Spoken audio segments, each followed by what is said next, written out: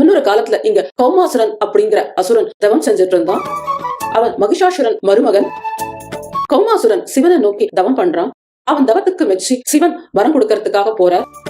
சிவன் என்ன வரம் வேணும் அப்படின்னு கேட்கும் போது உலக மக்களுக்கு சிவன் கொடுக்கிற வரத்தால தீமை ஏற்படும் நினைச்சு வாக்தேவி கௌமாசுரனோட நாக்க கட்டி போட்டுடுறா. அதனால அவனால எந்த வரமும் கேட்க முடியல. அதை பார்த்து சிவன் ரொம்ப பலவானா இருப்பான் அப்படிங்கிற வரத்தை கொடுத்துட்டு போறார். வாய் பேச முடியாம இருக்கிறதால கௌமாசுரனுக்கு மூகாசுரன் அப்படிங்கிற பேர் ஏற்படுறது.